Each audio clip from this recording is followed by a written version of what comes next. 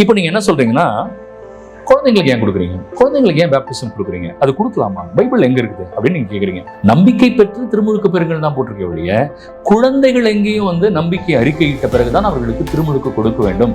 அவர்கள் நம்பிக்கை அறிக்கையிடவில்லை என்றால் அவர்களுக்கு திருமுழுக்கு கொடுக்க கூடாதுன்னு பைபிள்ல எங்கேயுமே. அப்ப பைபிள் இல்லாதது நம்ம போதிக்கிறோம். கரெக்ட் தானே? Very good, congratulations. தொடர்ந்து போதிங்க.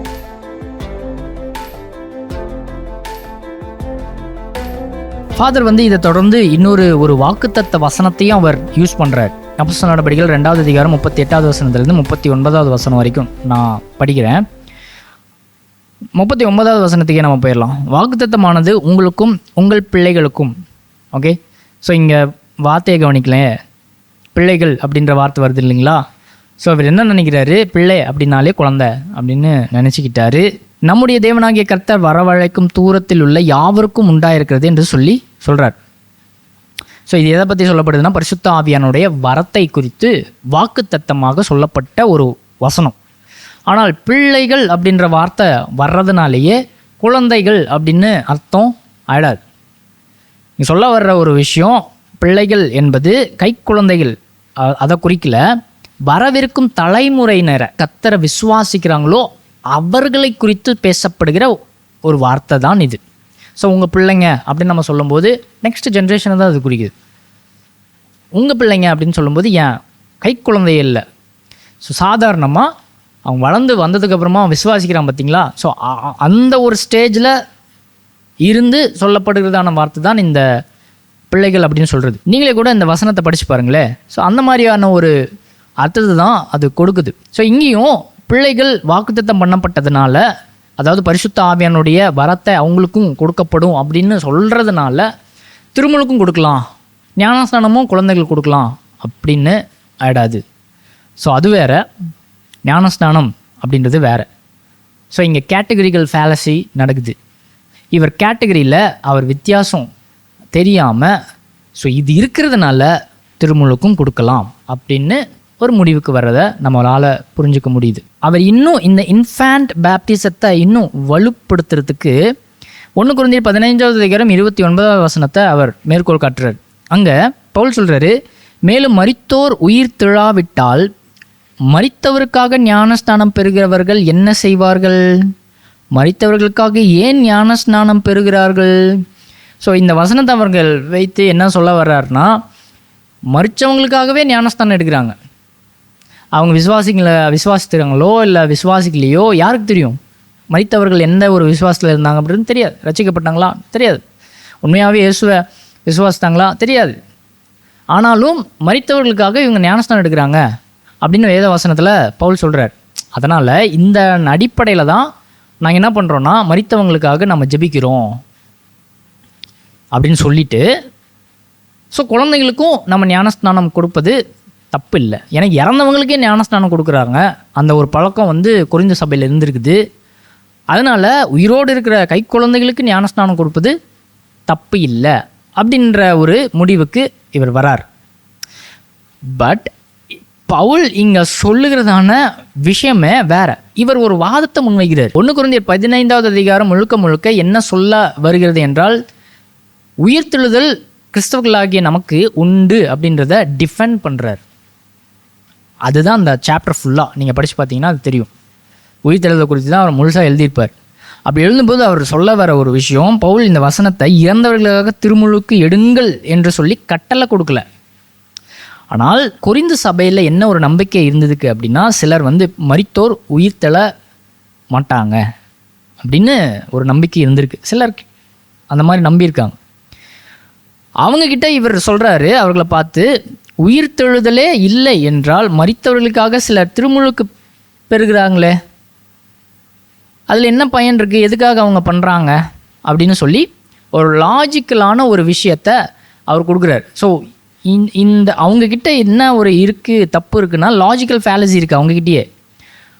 ஒருத்தவங்க உயிர்த்தெழுதல் இல்லைன்னு சொல்லி நம்புகிறாங்க, ஆனால் உயிர்த்தெழுதல் இருக்குன்னு சொல்லி நம்பி அவங்க ஞானஸ்தானம் கொடுக்குறாங்க இல்லையா, அது என்ன பயன் இருக்குது அதில், சொல்லுங்கள் பார்க்கலாம் ஆன்சரு அப்படின்னு சொல்லி இந்த ஜனங்களை பார்த்து பவுல் கேட்குறார்.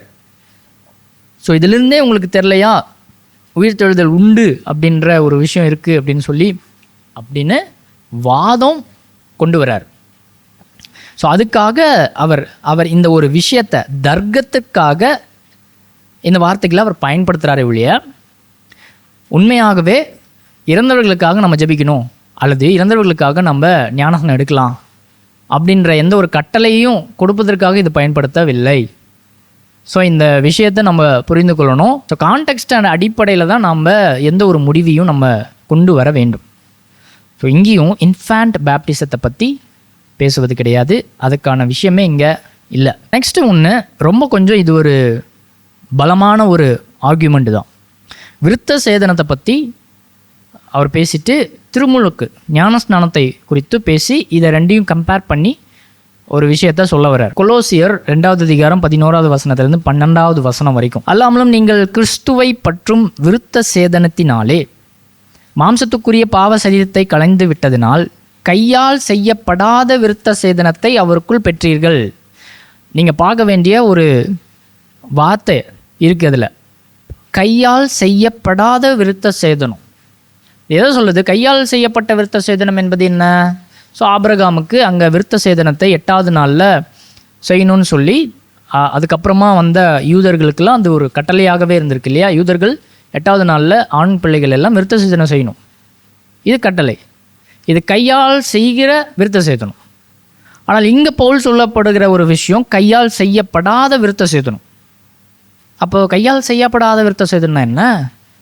அடுத்த வசனம் சொல்லுது, ஞான ஸ்நானத்திலே அவரோடே கூட அடக்கம் பண்ணப்பட்டவர்களாகவும் அதிலே அவரை மரித்தோரிலிருந்து எழுப்பின தேவனுடைய செயலின் மேலுள்ள விசுவாசத்தினாலே அவரோட கூட எழுந்தவர்களாகவும் இருக்கிறீர்கள். ஸோ இங்கே பழைய உடன்படிக்கையும் புதிய உடன்படிக்கையும் நாம் தப்பாக புரிஞ்சுக்கிட்டோம் அப்படின்னா இந்த விருத்த சேதனத்தையும் திருமுழுக்கையும் நம்ம கன்ஃபியூஸ் பண்ணிப்போம். ஸோ ஃபாதர் அதுதான் பண்ணுறார். பழைய உடன்படிக்கை என்ன, எதன் அடிப்படையில் இருக்கிறது என்றால் அது சரீர பிறப்பால் வர ஒரு உடன்படிக்கை. ஆனால் புதிய உடன்படிக்கை முழுவதுமாக அது ஆவிக்குரிய மறுபிறப்பால் வருகிற ஒரு உடன்படிக்கை. எரேமியா 31வது அதிகாரம் 34வது வசனம் புதிய உடன்படிக்கையான அந்த வசனம், அது முக்கியமானது வசனம். ஸோ கொலோசியர் 2வது அதிகாரம் 12வது வசனத்துலேயும் அதே விஷயம்தான் சொல்லப்படுது. திருமுழுக்கில் கிறிஸ்துவோடு அடக்கம் பண்ணப்பட்டீர்கள் தேவனுடைய செயலின் மீதான விசுவாசத்தினாலே. என்ன சொல்லுதுங்க? தேவனுடைய செயலின் மீதான விசுவாசம். அவர் நமக்கு என்ன செஞ்சார் அப்படின்றது மேலே வைக்கிற விசுவாசத்தினாலே நாம் அவரோட கூட எழுந்திருப்போம். ஸோ இதுதான் ஞானஸ்நானத்தினுடைய முக்கியமான ஒரு அம்சம். எதுக்கு ஞானஸ்நானம் எடுக்கிறோம்? So it's a public declaration. என்ன டிக்ளேர் பண்ணுறோம்? நானும் இயேசுவை போல மரித்து அடக்கம் பண்ணப்பட்டு 3ஆம் நாள் உயிர் தெழுவேன். எப்படி இயேசு உயிர் தெழுந்தாரோ அதே போல் நானும் ஒரு நாள் உயிர் தெழுவேன் அப்படின்றத நம்ம டிக்ளேர் பண்ணுறோம். அதுக்காக தான் நம்ம மூழ்கி எந்திரிக்கணும் அப்படின்னு சொல்லி நம்ம அதுக்கான அடையாளத்தை நம்ம பார்க்க முடிகிறது. ஸோ ஞான ஸ்நானம் என்பது அதுதான். அப்போ இது ஆவினால் ஒருத்தர் பிறந்தால் மட்டும்தான் இந்த விசுவாசம் ஏற்படுகிறது. அப்போ அது பழைய உடன்படிக்கையும் புதிய உடன்படிக்கையும் வேறையாக இருக்கும் பட்சத்தில் விருத்த சேதனமும் திருமுழுக்கும் ஈக்குவலைஸ் கிடையாது, ரெண்டும் சிமிலர் கிடையாது. இன்ஃபேண்ட் பேப்டிசத்தை பற்றி நம்ம பார்க்க முடியாது, அதுக்கான வசனம் இது கிடையாது. இன்னொரு வசனத்தையும் அவர் மேற்கோள் காட்டுறார். 1 கொரிந்தியர் 7வது அதிகாரம் 14வது வசனம். இவர் சொல்லுகிற விஷயம் இந்த வசனத்தை வச்சு, பெற்றோர்களின் விசுவாசத்தினாலே பிள்ளைகள் ஆசீர்வதிக்கப்படுவார்கள் அப்படின்னு சொல்கிறார். 100க்கு அதிபதியின் விசுவாசத்தால் வேலைக்காரன் குணமாகறான் இல்லையா? ஸோ இந்த வீடியோவில் நீங்கள் பார்த்தீங்கன்னா அதை பற்றி தான் அவர் சொல்லியிருப்பார். ஸோ 100க்கு அதிபதி விசுவாசத்தினால வேலைக்காரன் குணமாகறான்.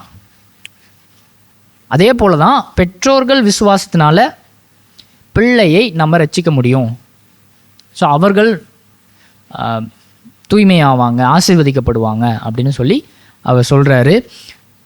ஆனால் 100க்கு அதிபதியினுடைய விசுவாசத்தினால ஒருவேளை வேலைக்காரன் குணமானாலும் 100க்கு அதிபதியின் விசுவாசத்தினால வேலைக்காரன் ஞானஸ்நானம் பெற முடியாது. ஃபேலசி வருது, கேட்டகரிக்கல் ஃபேலசி. அது வேறு விஷயம். அது அற்புதத்தையும் அடையாளத்தை பற்றியும் சொல்லப்படுகிற ஒரு விஷயம்.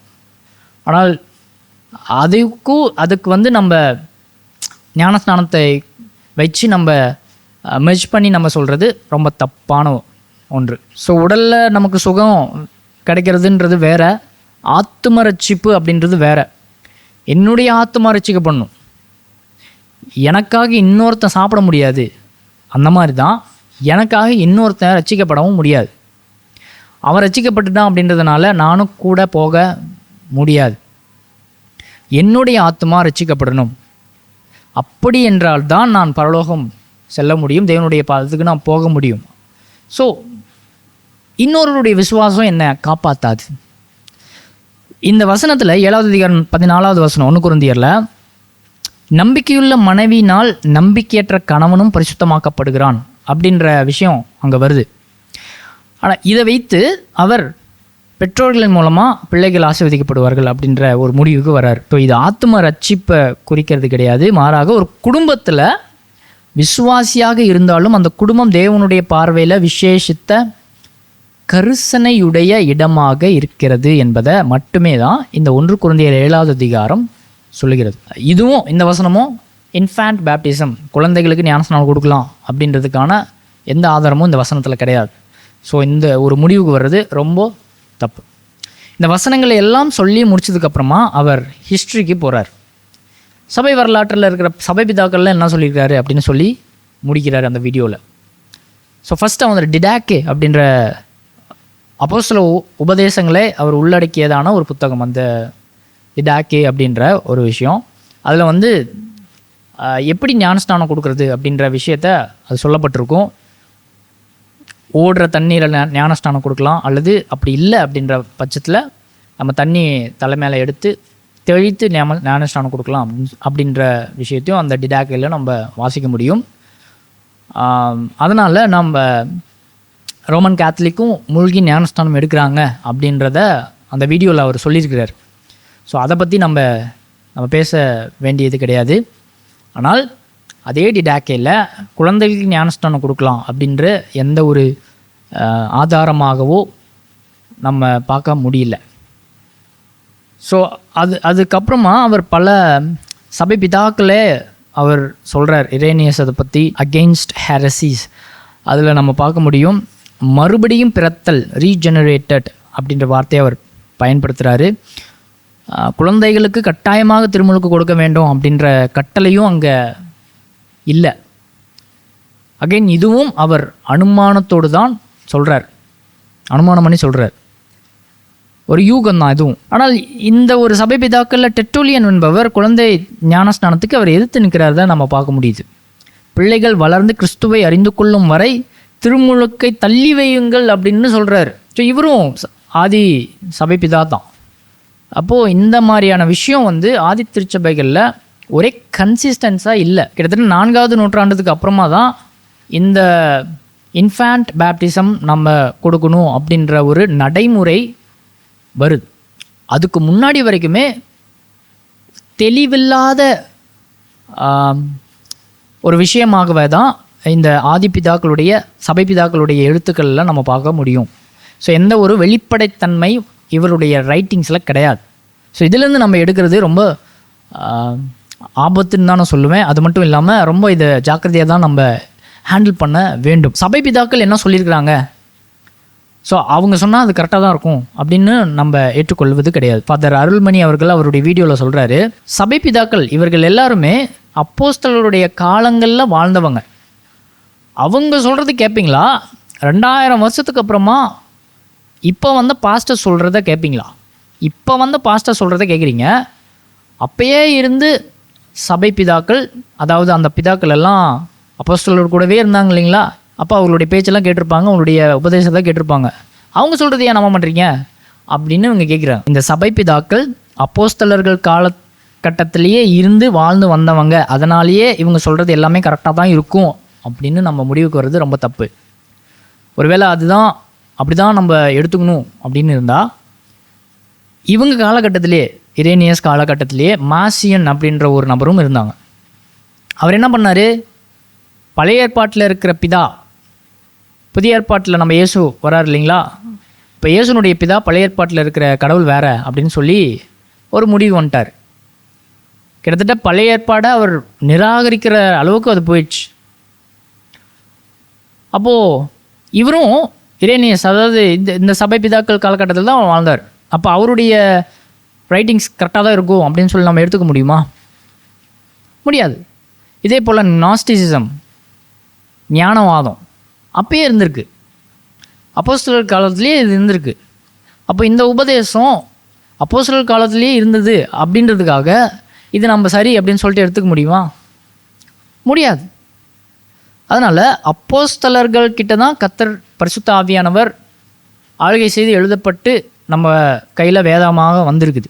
அவர்களுடைய பேச்சுக்கள் தான் நம்ம எடுத்துக்கொள்ள வேண்டுமே தவிர அவர்களுக்கு அப்புறமா வந்த சபைபிதாக்கள் அவர்களுக்கு எந்த ஒரு அதிகாரமோ அல்லது வேதத்தை ஒட்டி அதிகாரமோ நம்ம எடுத்துக்க வேண்டும் அப்படின்னு சொல்லி எந்த ஒரு அவசியமும் இல்லை. இதில் தான் ரோமன் கேத்தலிக்குக்கும் நமக்கும் புரொட்டஸ்டன்ட்ஸ்க்கும் வித்தியாசம் இருக்குது. பைபிள் மட்டுமே நம்ம அதிகாரப்பூர்வமான எழுத்தாக நம்ம எடுத்துக்கொள்கிறோம். இதிலேருந்து தான் நம்மளுடைய வாழ்க்கையும் நம்ம எல்லா விஷயங்களையும் நம்ம கணக்கு போட்டு பார்க்குறோம். ட்ரெடிஷன்ஸை நம்ம அதுலேருந்து நம்ம தெரிஞ்சுக்கொள்ளலாம். ஆனால் அதுவே நம்மளை ஆளுகை செய்யவோ அது அதிகாரம் செலுத்தவோ முடியாது. ஏன்னா அது பரிசுத்த ஆவியானவரால் கொடுக்கப்படாத எழுத்துக்கள் அதெல்லாம். ஸோ இங்கே தான் நமக்கும் அவங்களுக்கும் இந்த முரண்பாடு வருகிறது. ஆகையினால இந்த வீடியோவில் நம்ம பார்த்தது ஞானஸ்தானத்தை குறித்து, இன்ஃபேண்ட் பேப்டிசம். வரலாற்று ரீதியாகவும் சரி, வேதத்தில் நம்ம பல வசனங்களையும் நம்ம பார்த்தோம். இதிலிருந்தும் சரி நம்ம பார்க்கும்போது இன்ஃபேண்ட் பேப்டிசம் பைபிளில் இருந்து நம்ம அதுக்கு ஒத்து போகுதா பைபிள் வசனங்கள்லாம் அப்படின்னு நம்ம பார்த்தா இல்லை. மாறாக எதற்கு தான் ஒத்து போகுது என்றால் பிலீவர்ஸ் பேப்டிசம், விசுவாசித்து எடுக்கக்கூடிய ஞானஸ்நானம். ஸோ இதுதான் வேதத்தில் நம்ம ஒரு ஃபார்மேட்டில் நம்ம பார்க்க முடியும். ஸோ நெக்ஸ்ட் வீடியோவில் நம்ம இன்னும் பல விஷயங்களை பற்றி நம்ம பேசலாம்.